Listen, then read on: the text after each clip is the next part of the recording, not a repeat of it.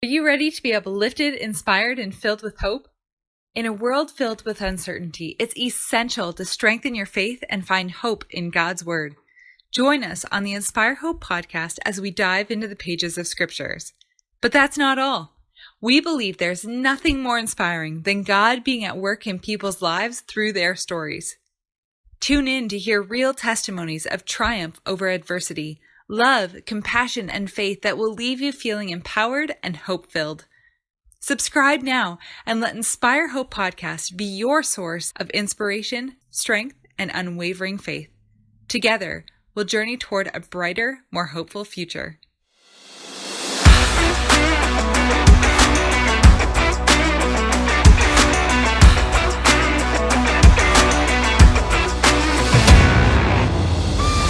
Hey, welcome back to the Inspire Hope podcast, where we are planting hope for kingdom growth. There is nothing more inspiring than God at work in people's lives through their stories. And today I have with me my good friend Carl Teichrib. He's the author of the book Game of Gods, The Temple of Man in the Age of Re-Enchantment. And this is a wonderful book, well researched. And if you haven't read that book, I would encourage you to do so. So I have him with me today, and I'm going to pass him the mic on to introduce himself. Well, this is a pleasure. I'm excited to be with you here, Sammy, and to have some time in conversation. A little bit about myself. I'm from Manitoba, from the Canadian prairies. This is where I was born and raised, grew up on a grain farm, and through a series of incidents, ended up having to do research in worldview issues. And as a Christian, I was compelled, because of certain things that I saw happening in my community and certain questions that were posed to myself, I had to explore some worldview areas in the early 1990s, specifically around the question of Freemasonry. And from that point on, began you'd call it a journey into try to understand how the world works, or how you think it's supposed to work. And boy, do you ever realize just how different sometimes things can actually be. And since 1997, I've been doing this full time. First of all, from 97 to 2001, I was the director of research for a U.S.-based publishing research outfit called Hope for the World, run through Gary Kaw, and he is the author of the book En Route to Global Occupation, and I helped him put together his other book, The New World Religion. And then from 2001 until now, doing this as a freelancer. And that means doing lectures and podcasts and radio shows, and of course, writing articles and spending the time to write a great big book that dives into the topic of one world globalism and its various manifestations. In many respects, kind of a crossroads where politics, religion, culture, and even technology all converge. So that's a little bit about myself. Have a couple of kids. They're growing now. It doesn't take long, Sammy. It doesn't take long. And we are super blessed. Super blessed. Every stage is good. And it's been a remarkable little life that we have been fortunate to lead, and to see things, go places, meet people that are just a little bit outside the norm, and to try to better understand the world and then communicate that to the Christian community. Awesome. Thank you, Carl. So I have a couple of questions for you, Carl, from your book. Again, it's a great book, Game of Gods, The Temple of Man in the Age of Re-Enchantment. I'm still working through the book. One of the questions I have for you here is that we listened to you while you were our speaker at family camp during the summer. We know that you are able to enter places that most of us can't.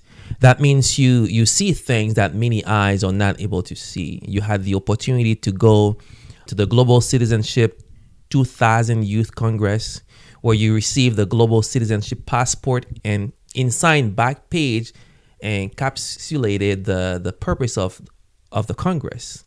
Quote, a good inhabitant of the planet Earth, a member of the great human family, you are the Earth become conscious of herself, united, global citizen to save and heal Earth.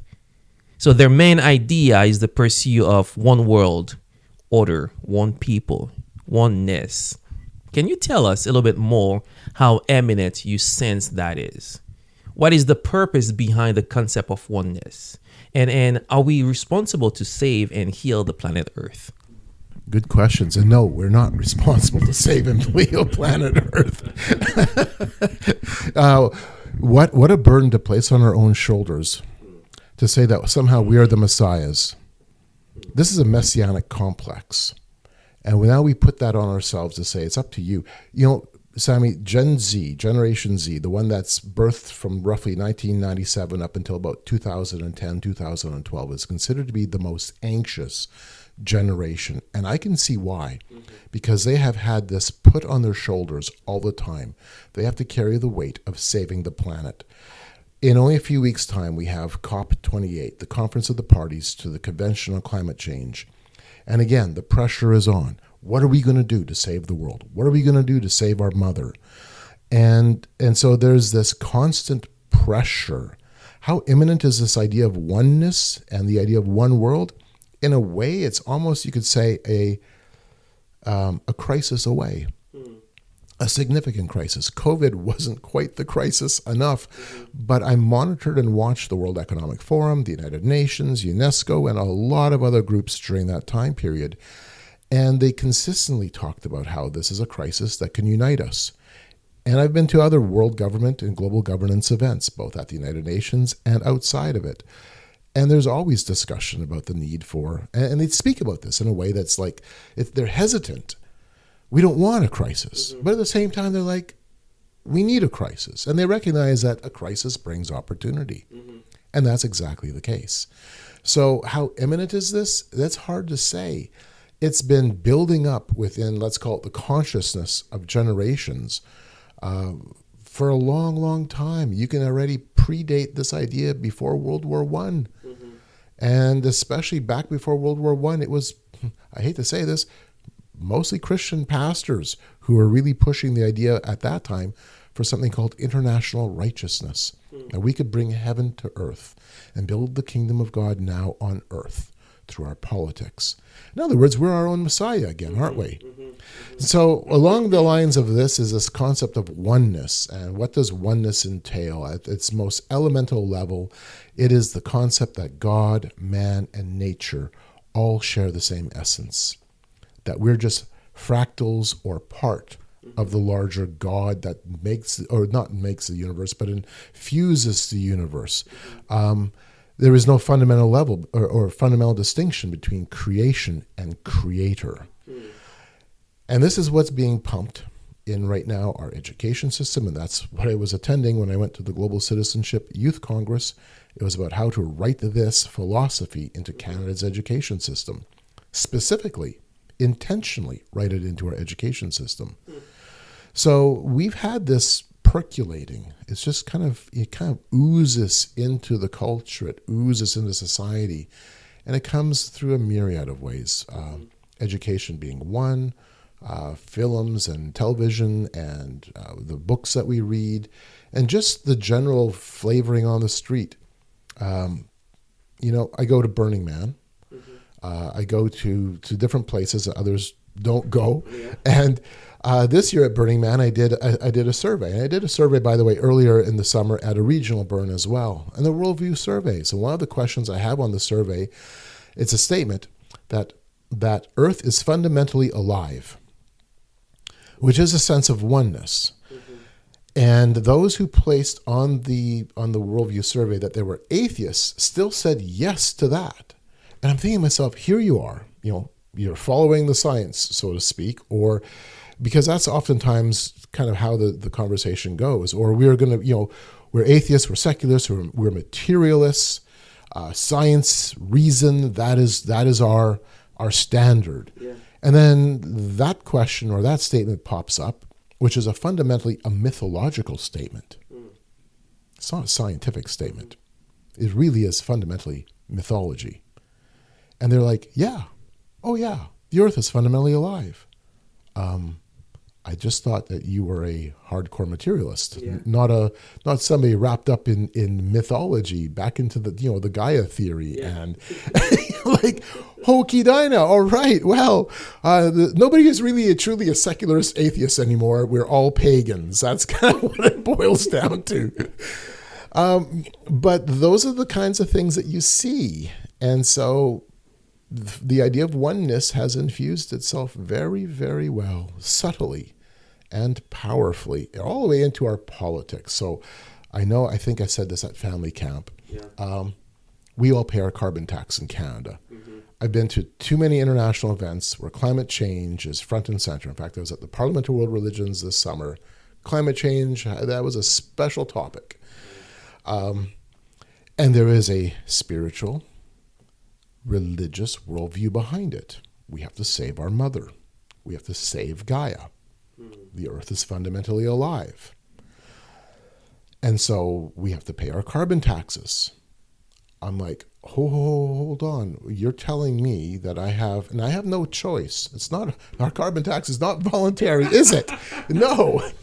And so it strikes me. I am now being forced to pay a tithe and offering of sorts through my carbon tax to Mother Earth. So even our pragmatic, hard-nosed politics, you can take a look at that. And when you scrape her down, you realize that, oh boy, there's a spiritual worldview, a spiritual component. Of course there is. So you mentioned something about Burning Man. So we can't see what you see. Can you tell us a little bit more what happened in there? Like, is there something that happened that stays with you? Something that you kind of like, I've never thought I would see that, an experience. Oh yeah, sure. In a weird way, and Sammy, I did not ever expect this. In a weird way, myself and a handful of people, a little team that I'm a part of, we've kind of become, like, within the conservative Christian community, the go-to people when it comes to Burning Man. I never expected that would actually be kind of, in a sense, my mission field. I don't see myself in that respect, but that's what it's become. It's kind of interesting. A few takeaways, and I've been to 4 burns, I've been to now a couple of regionals, and I've done a lot of the virtual stuff.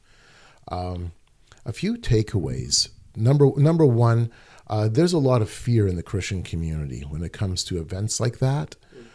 Even when it comes to basically the idea of paganism in general, there's a lot of fear. And I think one of the takeaways for me is, in terms of self-reflection within the Christian community, we don't realize the legal and official authority that we have as ambassadors of Christ. We allow the fear of the world to get to us. I would love, and this is, I mean, some people might be shocked at this idea. I would love to see 10 or 15 Christian camps set up at Burning Man with 10 to 15 people per camp, willing to walk around and have conversations for Jesus Christ. Not there with megaphones and, picket signs and bullhorns and making, jerks of themselves. And reinforcing all the negative stereotypes they already have of Christians. So we have a little camp. Our campus is called the Camp of the Unknown God, based out of Acts 17. Yeah, and just the very name of the camp incites conversations. And that's been so much fun because people are always asking, what camp are you part of? Because every camp seems to have a name, hey? So you say, I'm part of the Camp of the Unknown God. Oh, well, what's that camp? Right. And now the conversation begins. So that's probably the second takeaway, how natural conversations for Christ can be if you're willing to, number one, listen to the people around you and then find a common point of entry.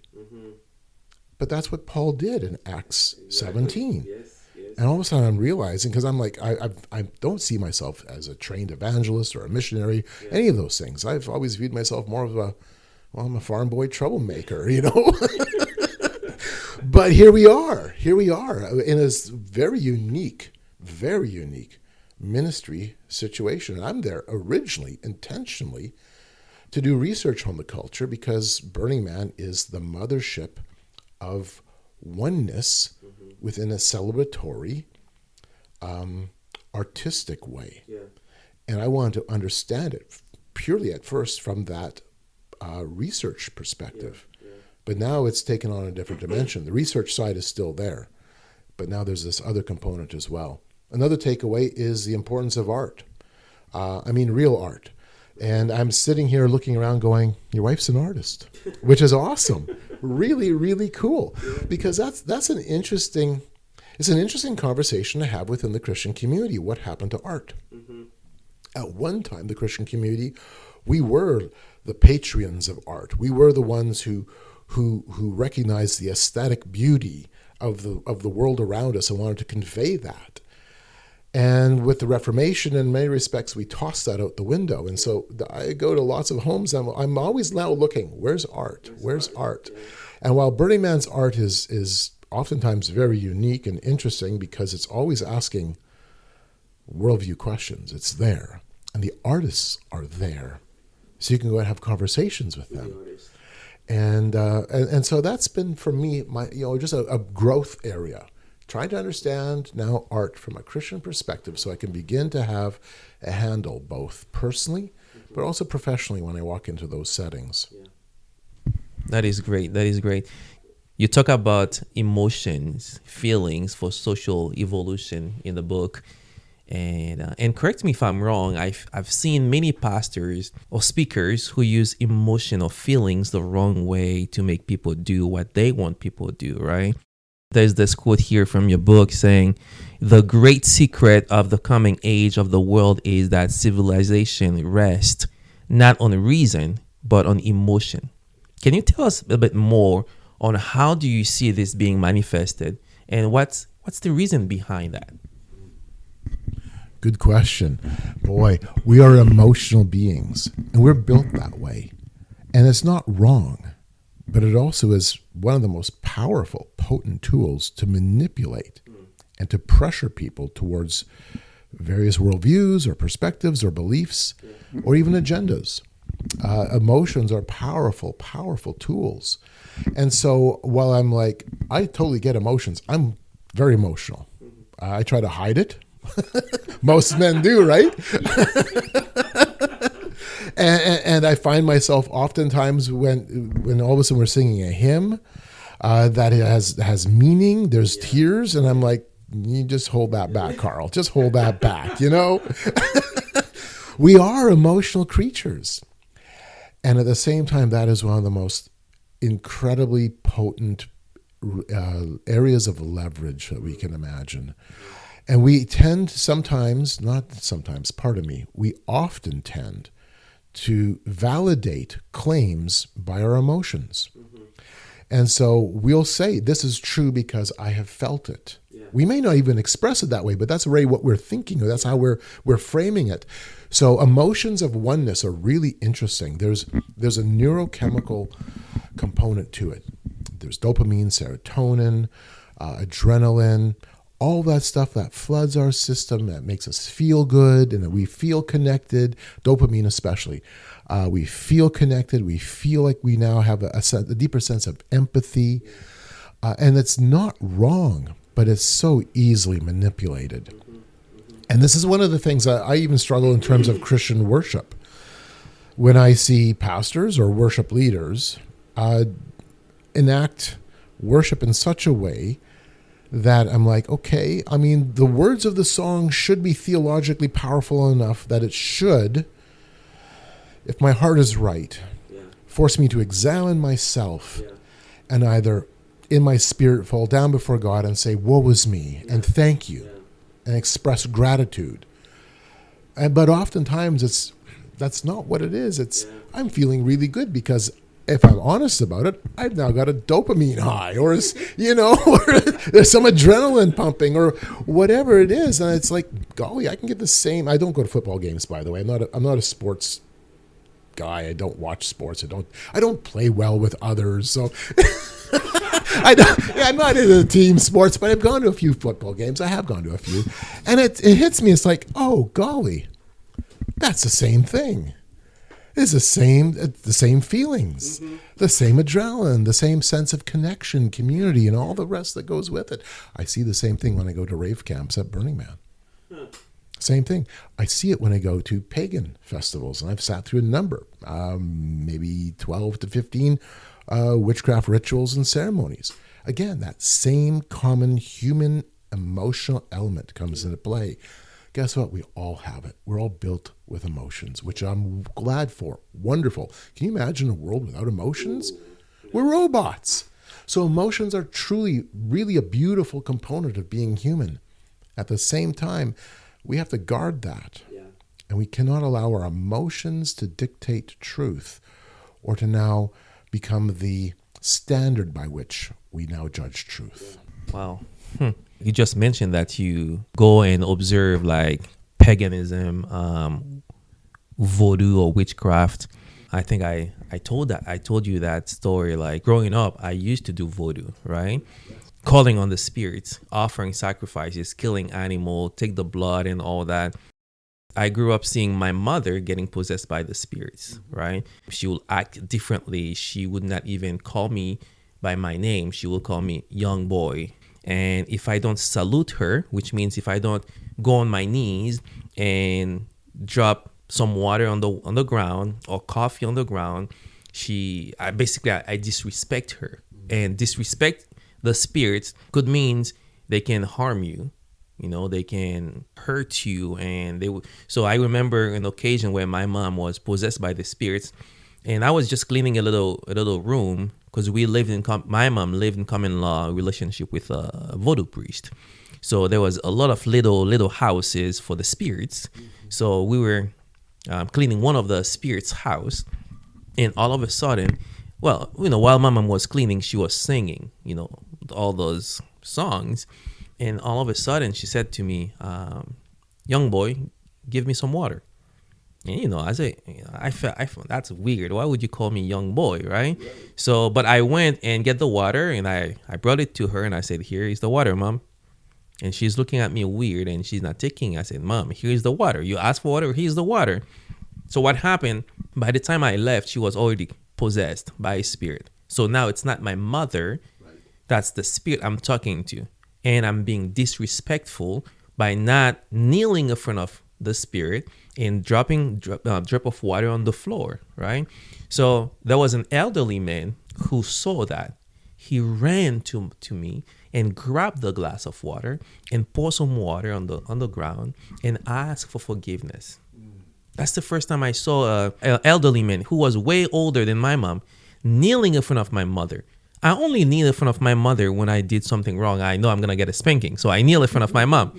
But it was weird seeing that elderly man kneeling in front of my mother and asking for forgiveness, because now it's not her anymore. It's a spirit.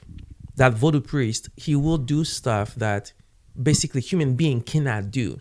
So you will see, depending on the spirits that possessed him, there's a spirit called handicap spirit, okay? When he got possessed by that spirit, he literally become handicapped. People need to carry him. His mouth there's drooling, and his arm, like basically a handicapped person. There's another spirit that will possess him called spirit Baron. Baron is considered as the first guy or the first dead person buried in a cemetery lot. So that's the Baron. And Baron gave you the impression of authoritative guy, like authority and power. So he's full of pride. When he comes, the way he talk, people know that's him coming in the house, like the man of the house, right?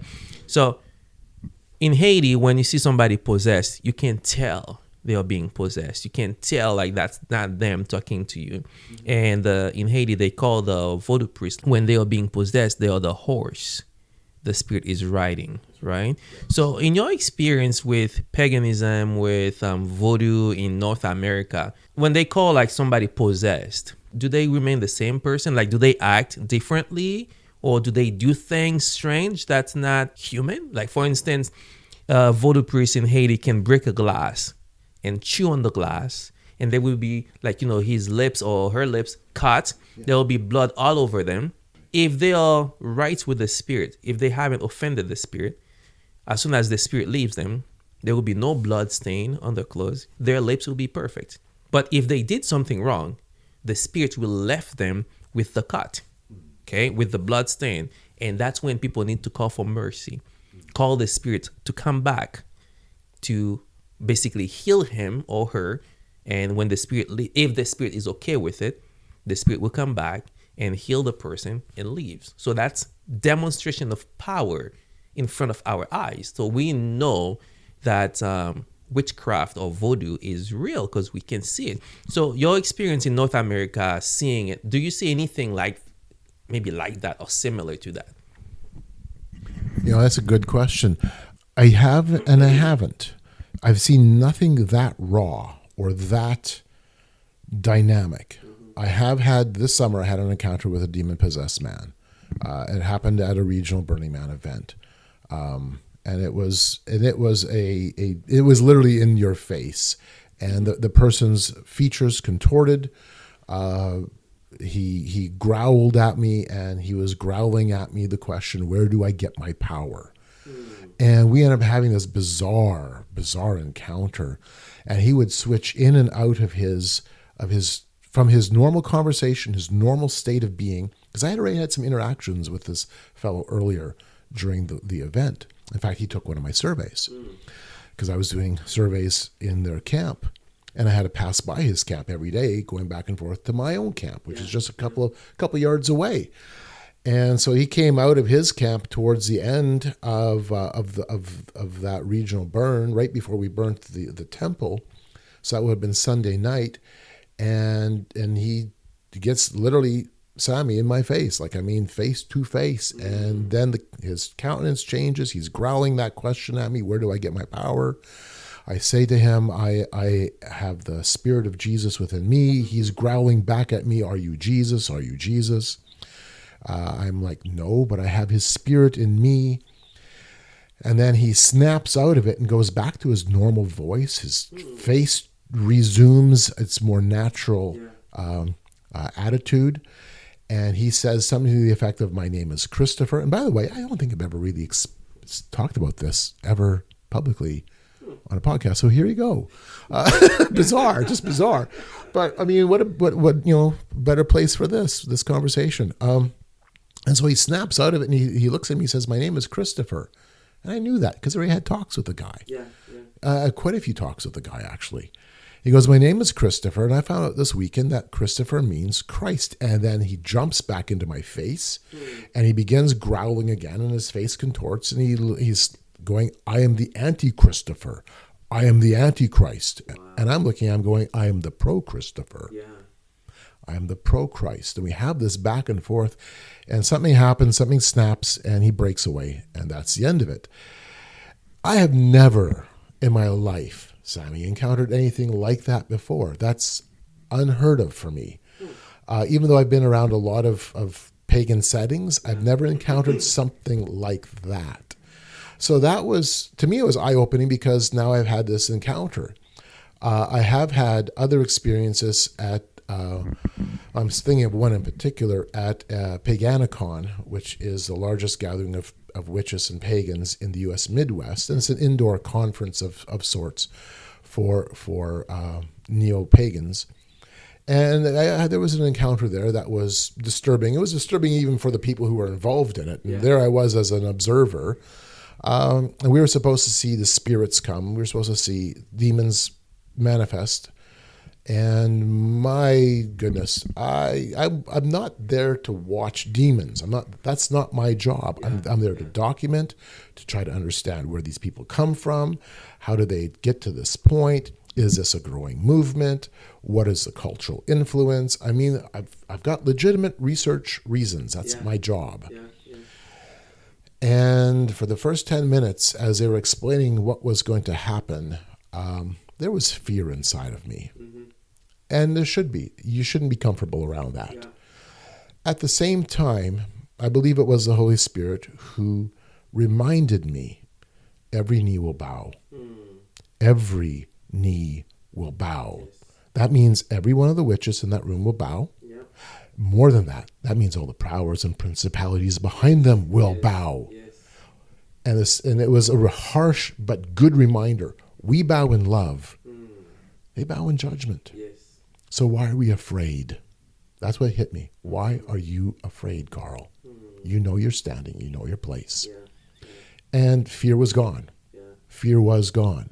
It still was a very, very wild ride watching this thing unfold. There was, it was bloodletting and blood drinking. It was just a crazy, crazy ritual.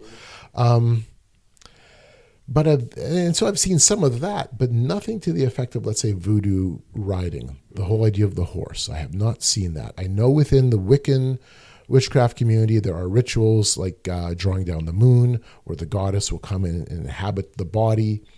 I've been in workshops where there's a lot of talk. Well, one workshop I was at was on spirit marriages, how you engage in contractual, voluntary possession. I'm like, voluntary possession? Are you kidding me? You're getting used. And it was interesting how even in that workshop, the conversation ended up coming around to the effect of, we actually can't deny them if they want to enter us, because then bad things happen.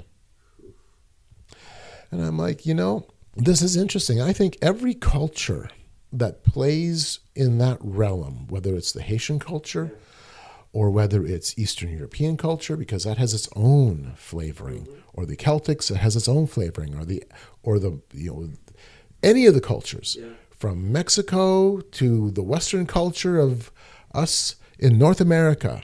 When we play with it, I think the spirits are willing to play with whichever culture we're in, and they're going to manifest maybe differently from culture to culture. But they're all essentially doing the same thing, and that is trying to demonstrate power to keep you away from Jesus Christ. It's still about Jesus Christ. And so I think it's a really interesting time that we're living in, because if you take a look at Western culture, which had a Judeo-Christian sensibility with morals and ethics built on a Judeo-Christian foundation, even if your neighbors weren't Christian, nevertheless, the culture had that sensibility, that the idea of pagan possession or demonic possession wasn't really a thing. It was sometimes, but it wasn't really a cultural thing. We weren't interested in pagan ideas. Spirits weren't manifesting. I think, and this is just a sense of maybe observation. I don't have a biblical passage to back this up with. But I have a sense that as the culture becomes more interested in that pagan spirituality, or the pagan idea of oneness, because that's what that is. It's a pagan idea. That's ultimately what it is. That the more that we open ourselves to that, the more that we allow that, and the further distancing we want for the Christian worldview, the more readily the spirit world, the more readily the demonic world will say, hey, thank you for your open door. Here we are. Because culturally we've set ourselves up for it. If we're in Christ as ambassadors for Christ, we have his power. We have Christ in us. We are not Christ, no, but we have his spirit within us. We are sealed by him. And that should change the culture. There should be a response then, and let's call it the spirit world, where they're all of a sudden like, well, we're a little bit hamstrung here now. But now that we've reversed that and we've jettisoned Christianity, we're in the process of deconstructing Christianity and throwing it away. Well, no surprise. Guess what comes to fill in that vacuum? Hello, paganism. And when paganism fills that vacuum, guess what else comes? Those powers and principalities and spirits and entities that now we want to bring in. Yeah, so it's a fascinating time to live, isn't it? Because we're at this crossroads between one worldview, the Christian worldview, now being in a sense sidelined, and a whole slew of other worldviews are coming in to replace it. So it's both a challenge then for the Christian world, and at the same time, let's be honest, it's an opportunity. It's an opportunity. It really is an opportunity. Because now you can have conversations. All of a sudden, there's no. I kind of laugh because in a way, do we have atheists? Are there any atheists really left? And of course there are, but I'm saying that facetiously because at the same time, it's like even the atheists I meet, like we talked about earlier, the earth is fundamentally alive. Oh my goodness! Now you've accepted a pagan perspective. Hello. Anyways. Well, Carl, let's go back to your book. Okay, let's talk about your book again. And in chapter 8, you titled chapter 8, Agonizing Transcendence. And you quoted Isaiah 45, verse 22, that says, "Look to me and be saved, all you ends of the earth, for I am God, there is no other." And you also quote John 14, verse 6, where Jesus said to him, "I am the way, the truth, and the life. No one comes to the Father except through me." According to visionary futurist Philip Comella, I hope I pronounced his name properly, we need to collectively awaken our God mind. Once you realize this oneness, a new Eden, he's speaking of the Garden of Eden, a new Eden will come into existence. Hope is found in mystical unity. Our fates are intertwined, and so we find salvation in each other, end quote. And there is another person, an actor like Emmy Award-winning actor and eco-mystic. And Dennis Weaver said it plainly, "It is the realization of our oneness that is our salvation," end quote. What do you think Philip means by awaken our God mind?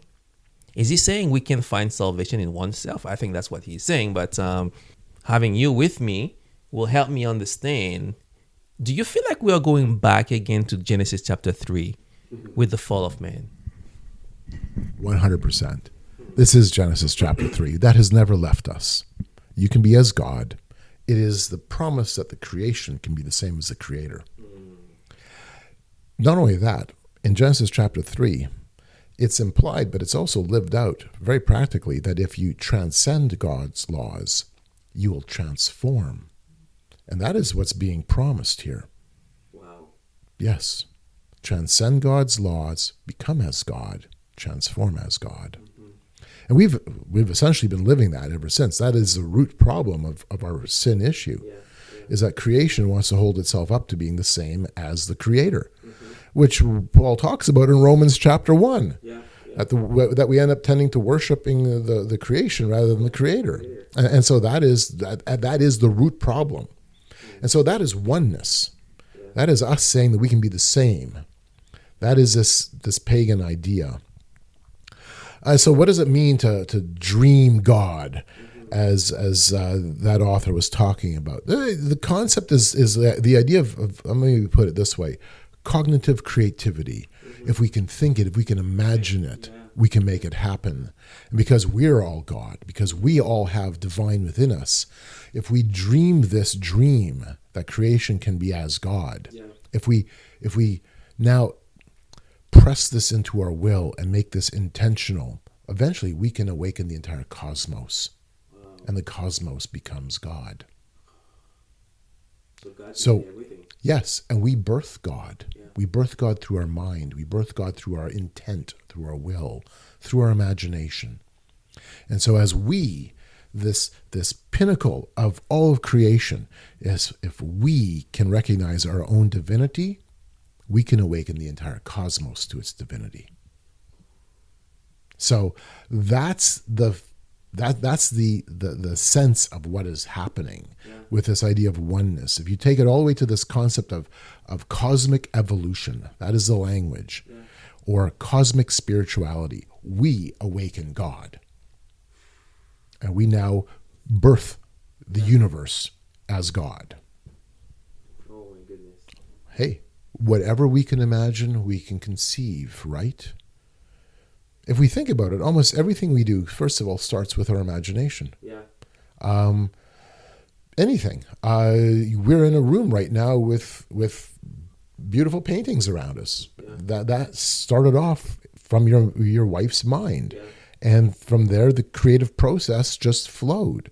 We're in a house. At some point, somebody imagined what this would look like. Everything about what we do, first of all, starts in our mind. And so they take it one step further by saying, well, if what we build, because there's nothing that we don't do that doesn't first start in our mind, which is why having our mind transformed, as Paul talks about it, is really, really important. But everything begins there.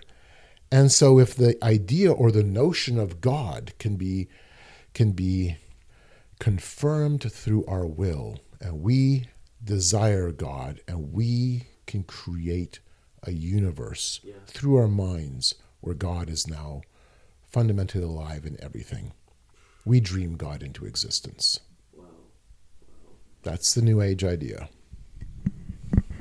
Well, Carl, I have so many other questions that I would love to ask, but I think I will leave it there.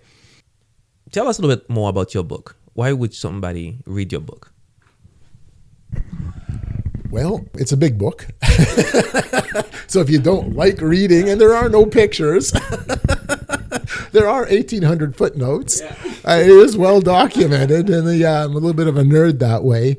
You would read my book to try to have a better grasp of some of these cultural, spiritual, and even political pressures that point to this idea of oneness, and then to begin to formulate a Christian response. By the way, we're really good at reacting. We suck at responding. Reacting is emotional. Think of yourself as a keyboard warrior on a social media post. All of a sudden, you see something we don't like, we're like, yeah, right, exactly. The fingers just go crazy. And we're like, oh, you dirty scoundrel, blah, blah, blah, blah, blah, blah. We react. We're really good at that. And the world is changing around us so radically. And we don't have a lot of context as to why. And this book tries to wrestle with that.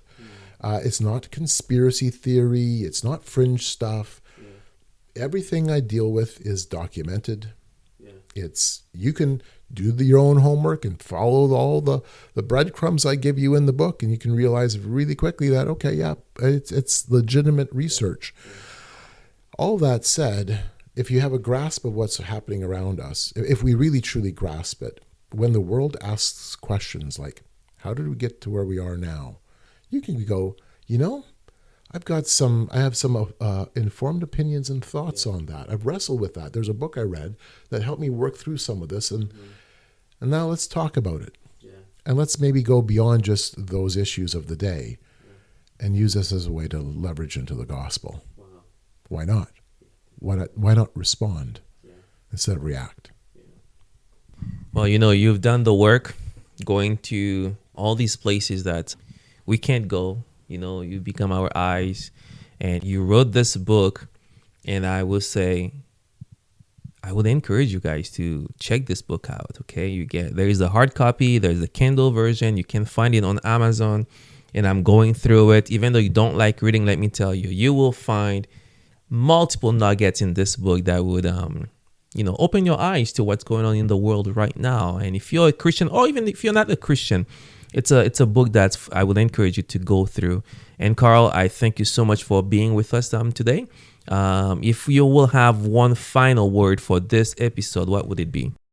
I think one final word, Sammy, would be that as Christians, it is imperative that we no longer keep our heads in the sand, that rather we see the world around us for what it is, so that we can respond as ambassadors for Christ with both grace and truth.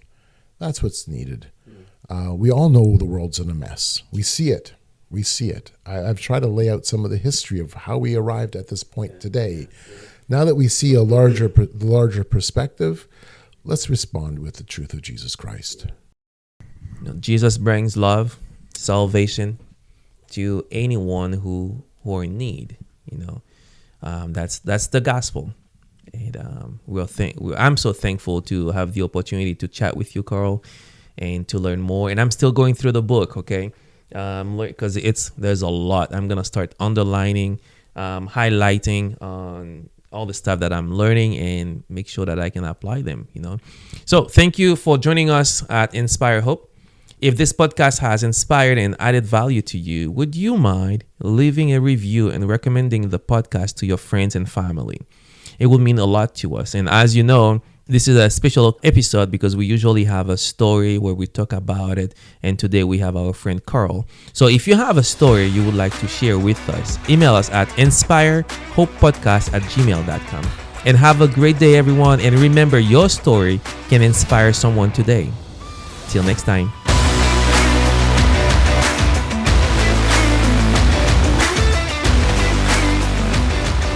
Did you know that spiritual warfare is real?